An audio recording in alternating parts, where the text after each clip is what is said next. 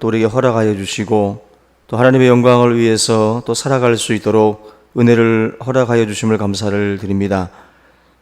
오늘도 우리들의 입술에 허락하신 복음을 또 우리가 또한 증거할 수 있게 도와주시고 두려워하거나 또 아버지 또한 우리가 또한 놀라지 않게 하시고 항상 담대함을 가지고 또 세상을 향하여 나아갈 수 있도록 인도하여 주시옵소서. 주의 권능과 능력으로 또 우리를 무장케 하시고 또 날마다 성령으로 충만케 하셔서 세상 속에서 언제나 빛과 소금으로 살아가기 부족함이 없도록 인도하여 주시옵소서. 우리가 가는 곳곳마다 어둠의 세력들이 떠나가게 하시고 항상 하나님 주의 영광의 빛이 함께 할 수 있도록 인도해 주시옵소서. 주의 가정들을 지켜주시고 또 주의 성도들의 하는 사업과 또 일들 가운데에 또 주님 범사가 주 안에서 형통케 하여 주시옵소서. 항상 주의 자녀들이 기도하는 그 기도의 제목들마다 또 하나님 함께 하여 주시고 주의 뜻 가운데 구하는 기도가 되게 하셔서 항상 하나님 열매 맺는 또 기도의 사역이 될 수 있도록 함께 하여 주시옵소서. 이 시간도 하나님 귀한 새벽 깨우며 또 주님 전에 나온 모든 성도들을 또 기억하여 주시고 이 시간 또 들려지는 모든 말씀들이 또 그들의 신비에 잘 새겨질 수 있도록 도와주시고 항상 하나님 살아 역사하는 말씀으로 함께 할 수 있도록 인도해 주시옵소서. 아버지 하나님께서 오늘 또한 또 우리 인류전도회 또 갈멜산 기도원에 또 올라가 또 하나님 기도의 제목들을 가지고 또 주님 앞에 나아가기를 원합니다. 하나님 가는 길을 지켜주시고 또한 그 기도 가운데에 함께 하셔서 참으로 하나님 놀라운 또 은혜들을 경험하는 또 귀한 시간 될 수 있도록 함께하여 주시옵소서. 이 오늘 귀한 이 은혜의 시간들을 축복하여 주시고 우리 충신교회가 또 새롭게 부흥하고 또 새롭게 또 하나가 되는 놀라운 시간 될 수 있도록 역사하여 주시옵소서.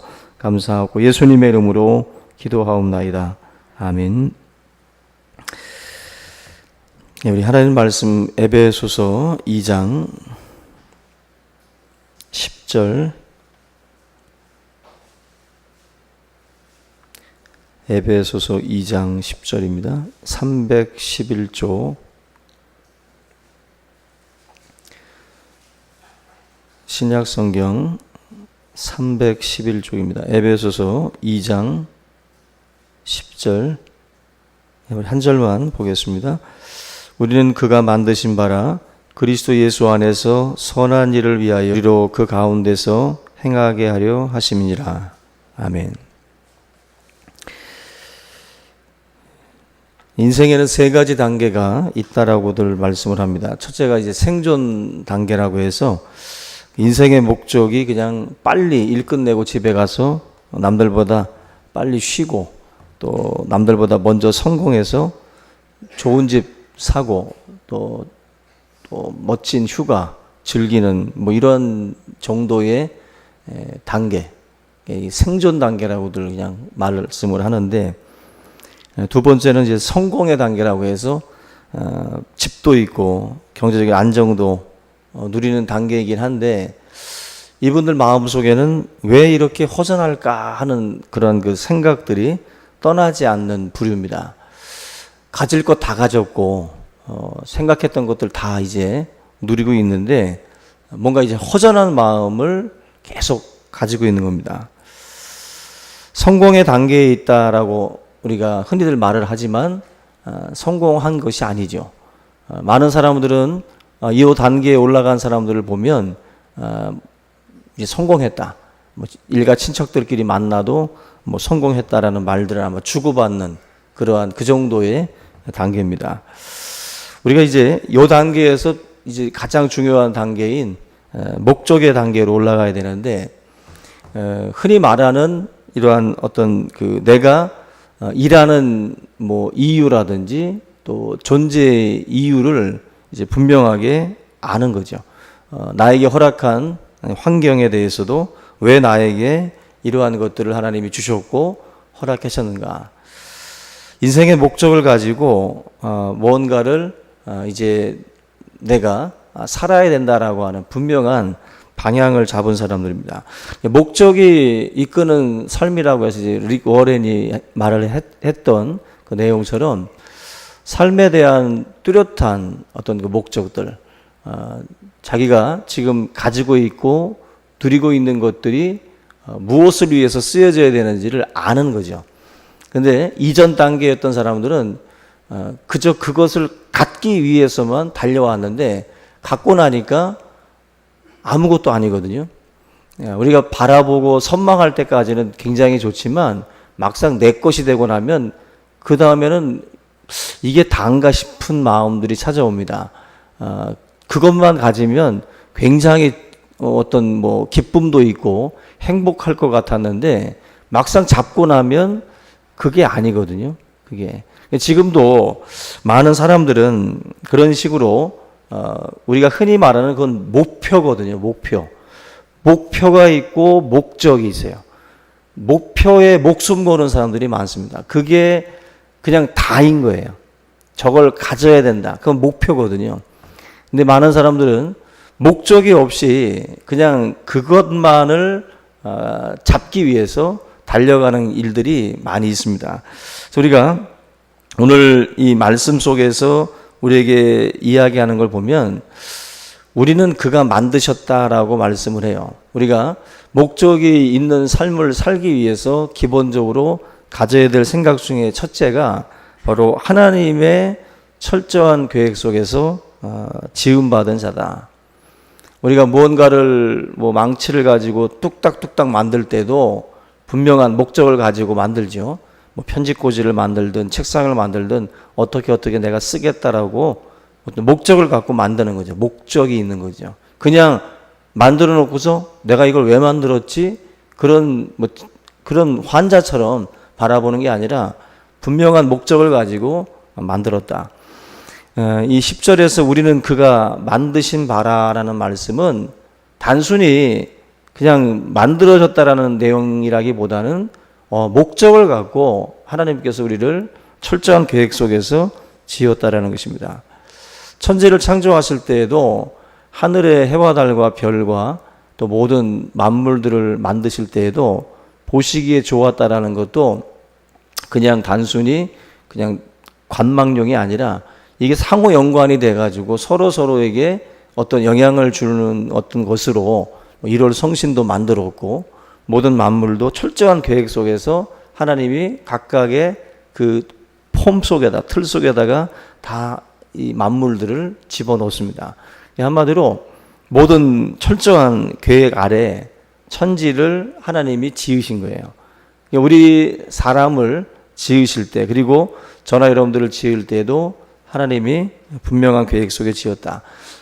부모님들이 우리를 낳으셨지만 더 깊이 들어가 보면 하나님께서 부모님들을 통해서 우리를 빚으셨다. 시편 139편 13절에 보면은 주께서 내 장부를 지으시며 나의 모태에서 나를 조직하셨나이다. 내가 주께 감사함은 나를 지으심이 신묘막책하심이라.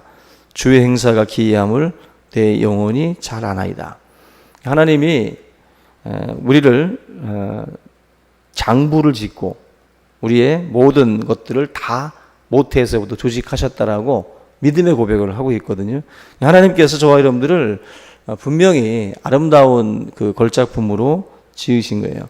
아이들 태어나기 전에 초음파 검사를 해가지고 그 사진에 찍혀 나오는 아기들의 모습을 보면은 야, 이게 이렇게 정말 미미하게 보였던 생명체가 사람의 모습으로 이렇게 코가 만들어지고 눈이 만들어지는 모습들을 보면 정말 말마따나 신묘막측합니다.